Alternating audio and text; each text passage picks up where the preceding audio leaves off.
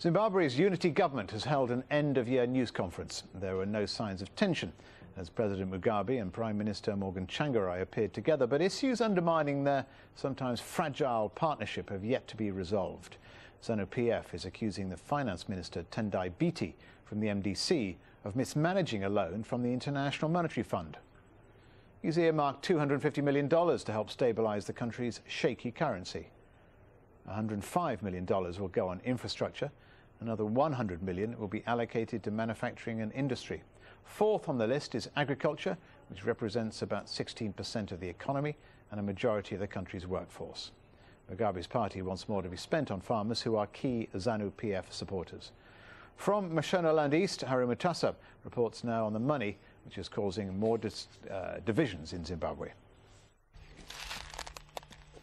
Land and who finances new black farmers is once again stirring up emotions here. Emotions that could create further tensions within the country's unity government. President Robert Mugabe's supporters want the bulk of the funds given by the International Monetary Fund to go to new farmers, $510 million US. But they're only getting 50 million of it. A travesty, says the Zanu PF supporter and recent beneficiary of Zimbabwe's controversial land reform program. What stupid way of doing things are we engaging in? Well, it's not as if the coming of rains is a surprise. We all know when rains come in. Why are we not ready season after season? Are we playing games with people's lives? Because then, you see, if you don't finance agriculture, people get hungry, they'll burn the streets. And you create social strife. And when you create social strife, they'll say the land reform program has failed. Those in charge of the purse strings, Prime Minister Tsvangirai's party, the Movement for Democratic Change, say they are only trying to avoid people pillaging state resources. The perception here is that most new farmers support Robert Mugabe, and they're not fully utilizing the lucrative farms seized from white farmers nearly a decade ago. The largest complaint against the Minister of Finance has been coming from those people that have been killed and destroyed by the dependency syndrome from the state, who are actually not genuine farmers, but genuine farmers are farming. Most of the IMF money will go to fixing roads and dilapidated sewer pipes. Government will, however, subsidize peasant farmers in rural areas, most of whom can't afford to buy fertilizers and seeds. Since 1980, after independence from Britain, around 300,000 families have benefited from government's land reform program, but most of them are still very poor, and they rely on subsidies just to be able to grow enough food to feed their families. Zanu PF's trump card in elections has always been land, but if they can't finance their supporters, they could lose another election. There will be this continued perception, at least for one more or two more rounds of elections, that the land issue favors, say, Zanu PF in the elections and so forth. So people will tend to chime against it more or less on that old political grounds. There have been calls to remove the current finance minister and replace him with someone more sympathetic to Zanu PF's ideology on land reform. As long as ownership of land is seen as the way to power and political control here, both Zanu PF and the MDC will try to outmaneuver each other for votes. It's yet another political squabble that could create more disunity in the already fragile unity government. Harry Mutasa, Aljazeera, Mashonaland East, Zimbabwe.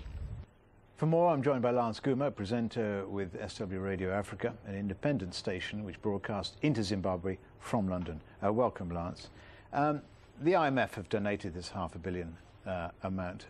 Who will decide who gets it and decide where it's spent? Well, that's the constitutional duty of the finance minister. And of course, he presents his budget, and this is then approved by Parliament. So that's how it's working right now. Does the IMF have any say at all? Well, there's certain conditions about how some of the money should be used. But looking at the breakdown, the finance minister has allocated, I think, almost 210 million or thereabouts towards meeting the requirements of the national fiscus. About 140 million thereabouts is to clear arrears, and things like water and sanitation, health, education, Indeed. importing grain and things like that. We've looked at the 250 million for the currency, 105 million dollars infrastructure, 100 million on manufacturing. Fourth on the list is agriculture. Yep. And now the farmers want the money. Would that be a mistake, considering the fiasco that we all know as land reform?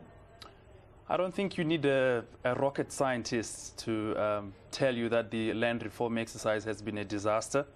It's been a disaster primarily because Mugabe has simply used it to reward party loyalists who, in most cases, did not know anything about farming, while displacing competent farmers.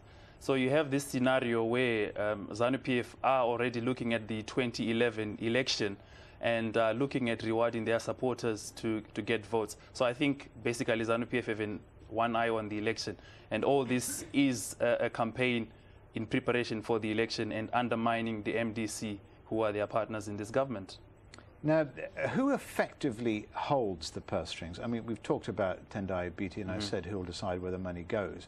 Is he totally independent, or is he swayed by people above him?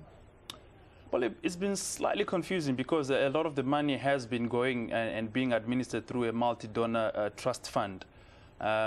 What they've successfully been able to do is wean the Reserve Bank from any involvement in this financial system.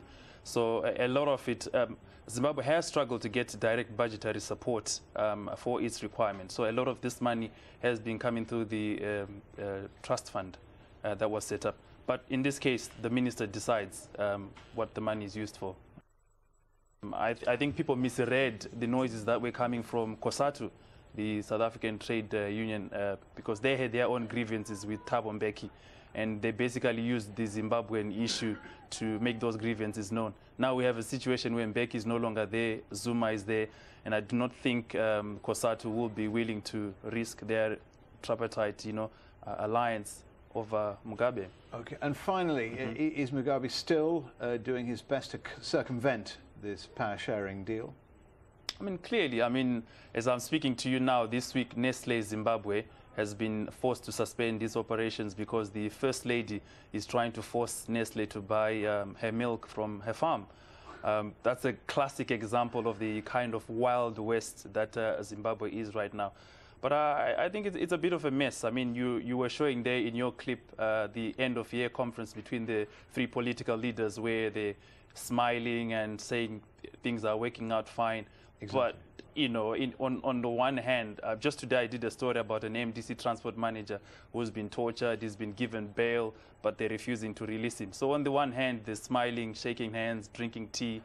But for people on the ground, you still have incidents that show that there's still no rule of law in the country. So the harsh realities of Zimbabwe today. I mean, you don't need Donald Duck or Mickey Mouse to tell you things are not well. And unfortunately, Mugabe keeps throwing these pieces of bones for people to fight and lose focus over the fact that he is the problem. He lost the elections last year, and this unity government saved his skin. And he's not honoring the same agreement that saved his skin. All right, Lance, thank you very much for joining us.